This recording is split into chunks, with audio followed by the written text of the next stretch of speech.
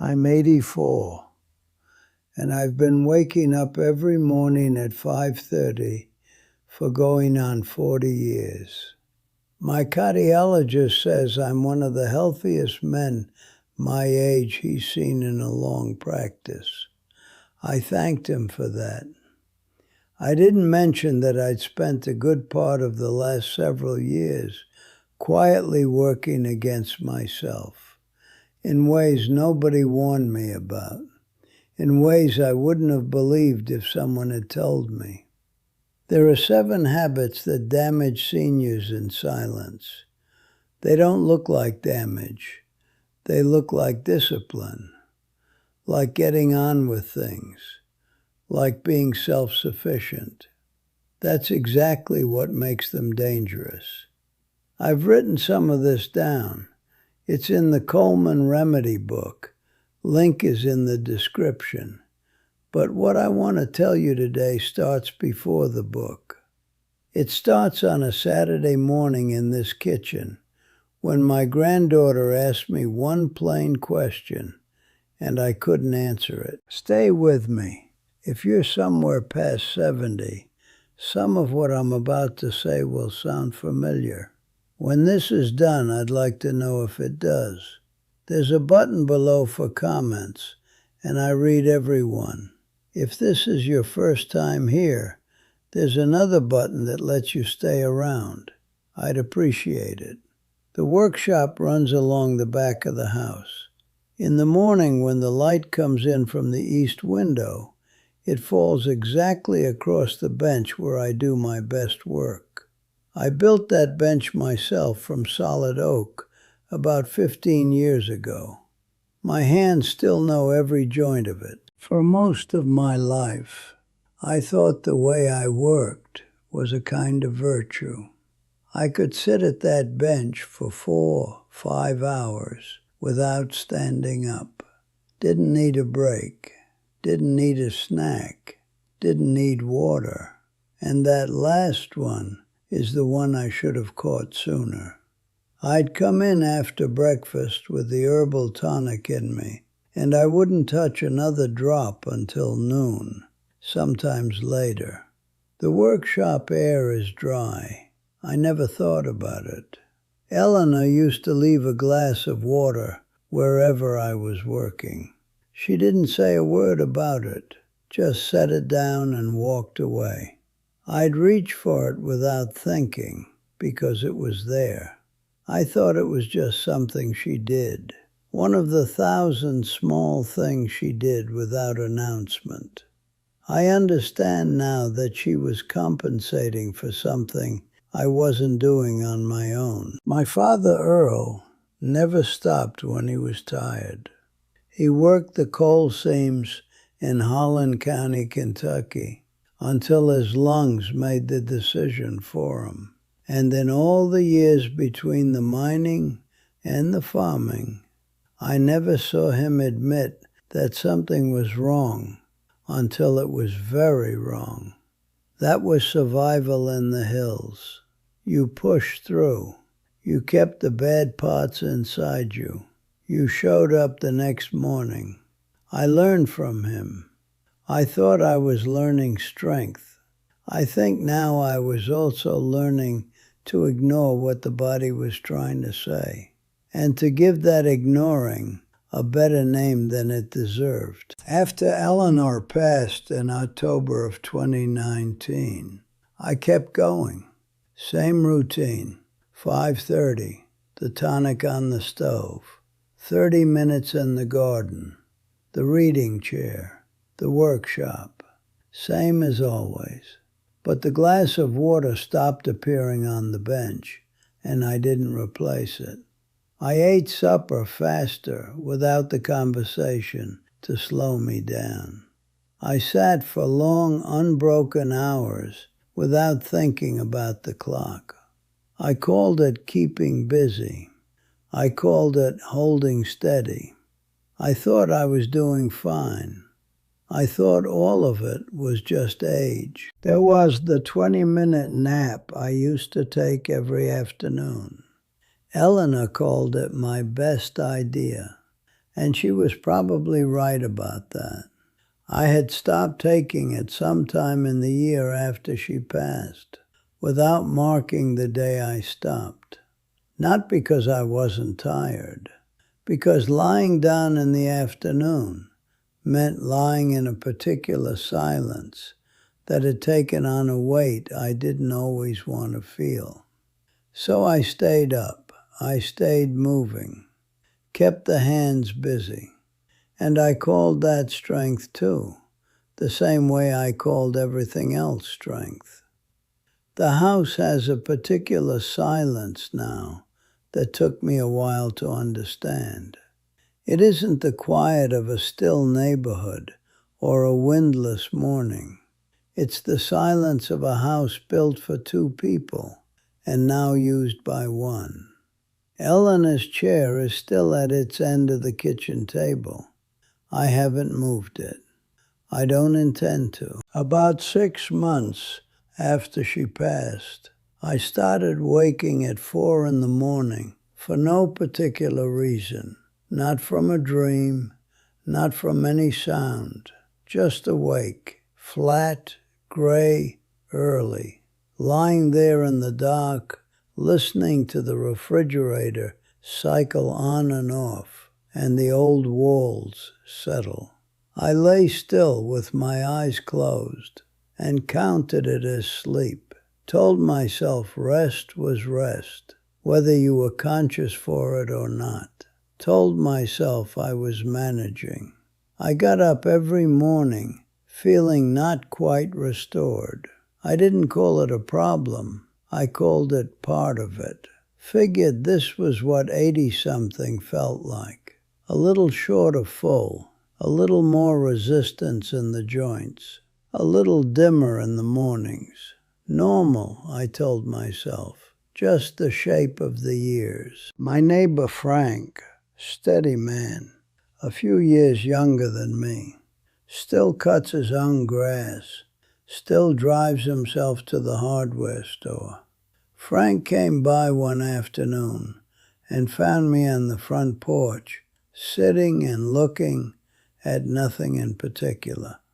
He pulled a chair over without asking, which is what good neighbors do, and sat with me a while. After a time he said, "You doing all right, Arthur?" I said, tired. He said, "You said that last week too." I didn't remember saying it, which meant I'd been saying it long enough that it had stopped registering as information. I had stopped reaching out to people, not dramatically. I hadn't pulled back in any visible way. Daniel called Sundays and I answered. Patricia called Tuesdays and I answered. But the calls I used to make of my own accord, I had stopped making. I was available. I was not present. I was responding to the world and calling that connection. Eleanor would have named it precisely. She was a nurse for 28 years, and she had a nurse's way of calling a thing what it was, without softening it. She would have said, "Arthur, you're isolating." I heard her say it to patients more than once. I know exactly what the voice sounds like. I did not apply it to myself because I was still answering the phone, still walking to the mailbox, still present in the physical sense of the word, just not in any of the other senses. I was collecting small aches and filing them away without action. A tightness across my chest on cold mornings that would pass by 9 o'clock, so I never mentioned it. A catch in my left hip coming down the porch steps. Leg cramps some nights that I kept to myself. When my doctor asked how I was feeling at checkups, I gave him the short version. Not lies. I want to be clear about that. Just the edited version. The things that might pass on their own, I kept to myself. The things that made me sound like I wasn't managing as well as I looked, I kept to myself. My father had the same habit. His cough went unreported for years. There's a section in the Coleman Remedy book where I write about these habits by name, the invisible ones, the kind that look like self-sufficiency from the outside and feel like coping from the inside. I spent a long time getting that section right because I went years without names for what I was doing, and a thing without a name is very hard to change. If you want it, the link is in the description. I wrote it down so somebody else wouldn't have to find it the slow way I found it. 7 things, none of them dramatic, all of them working in the same quiet direction, borrowing a little from tomorrow, every day. Clara came to visit in October. She's 14, Patricia's middle child, and she has her grandmother's quality of watching a person carefully without making that person feel watched. She arrived Friday afternoon, and by Saturday morning she was downstairs and sitting at the kitchen table at 5:30, which I hadn't expected. I didn't know she was awake. I was at the stove making the tonic. The kitchen was quiet. The garden through the window was gray and still. I hadn't eaten yet. I hadn't had anything to drink since waking. I was moving through the routine on memory, the way you do when a thing has been running long enough that your hands know it better than your mind does. Reach here, turn here, stir here. Clara sat at Eleanor's end of the table and watched for a while without speaking. Then she said, "Grandpa, when's the last time you drank a glass of water?"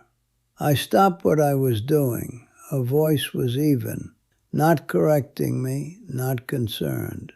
The same tone she uses when she asks about the garden. Just curious, unhurried, direct. The tone Eleanor used when she already had the answer and was waiting to see if you'd found it yet. I looked around the kitchen, the tonic pot, the honey jar, a mug on the counter, no glass anywhere visible. I went back through the morning in my mind and couldn't find water in it. Went back to the day before and found 1 glass around lunchtime. I said I had some yesterday. She nodded slowly.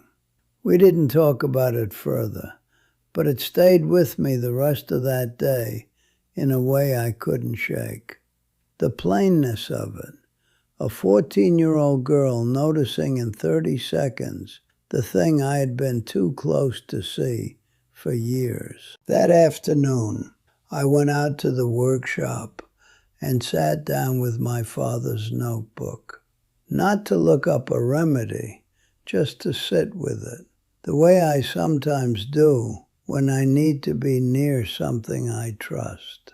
It's hand-bound, about 200 pages, in his handwriting, slanted and careful, the way men of his generation wrote when they believed the words would matter to someone later.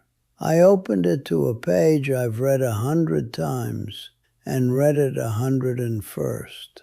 A body doesn't break from one hard day. It breaks from 100 small neglects. I sat with that line in the afternoon light coming through the workshop window and thought about the 7 things that had accumulated in my life so gradually I had never seen them as a category. The water I wasn't drinking, the sitting I wasn't interrupting, the sleep I was miscounting, the aches I was filing away, the truth I wasn't telling my doctor, the calls I wasn't making, The silence I was calling peace. My father wrote that line for no one in particular, and for everyone who came after him. There were other notes on that same page, smaller, like he'd added them later. Stay moving, drink enough water, tell the truth to the people who need to hear it. Plain advice, the kind that sounds so obvious it gets overlooked for years at a time. I had overlooked all three. I put the notebook down. I looked out at the garden. I thought, these are mine, and they have been mine for a long time. I didn't overhaul anything. That's not my nature. And at 84, it's not particularly practical. What I did was smaller than that, much smaller, and slower. I put a glass of water on the counter every morning, right next to the tonic pot, where Eleanor used to leave it on the workbench. Clara's question, made into an object. I drink it before I touch anything else. That was the first change. I started standing up from the workshop bench every hour or so. Not going anywhere in particular, just standing, walking to the garden door, looking out at the rosemary and the lavender, giving my legs something to remember they could do. It sounds almost too small to mention. Most of what actually works sounds that way. Inside 3 weeks, the mornings felt different. I started eating more slowly. I put the fork down between bites, the way Eleanor used to remind me to. Set the table properly, with a placemat and a glass of water on the right side. It sounds like nothing. It was something. The body notices the difference between a meal and a task, even if the mind pretends otherwise. I called my sister Doris on a Tuesday. No occasion, no reason, other than the understanding that she was probably sitting in her kitchen in Tennessee with the same quality of silence around her that I had around me. We talked for close to an hour. I couldn't tell you specifically what we talked about. I remember that when I put the phone down, the house felt different, like something had been opened that had been shut too long. I told my doctor the full version at my next visit. The morning tightness, the 4 o'clock wake-ups, the cramps I'd been keeping to myself for 2 years. I watched him write down things I had been editing out of every appointment we'd had. He made some adjustments. I made some adjustments. We worked on a few things together, the way it should have been working all along. Neither of us mentioned how long it had taken to get there. The silent habits don't vanish, but they lose their grip once you can see them clearly. The dehydration I had been calling discipline. The stillness I had been calling focus. The broken sleep I had been calling rest. The isolation I had been calling independence. The partial truths I had been giving my doctor. The aches I had been filing away. The calls I hadn't been making. 7 things, all quiet, all mine, for longer than I should have let them be. I've written it all down. Everything my father knew about the small daily practices that keep a person intact. The things he wrote in that notebook by lamplight in a house in the Kentucky hills.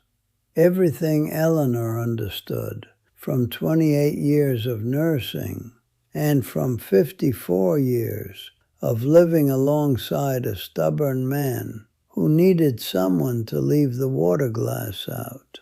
Everything I've worked out on my own in the years since the doctors were finished telling me what I needed. I put it in one place and called it The Coleman Remedy Book. It's not a medical textbook. I'm not a doctor, and I've never claimed to be. It's what one careful man learned by paying attention for a very long time and writing it down before it disappeared with him. The link is in the description. Read it the way you'd read a letter from somebody who wished he'd said all this a little sooner. Not looking for a prescription, looking for company. My father kept his notebook because he believed knowledge would pass away if nobody wrote it down.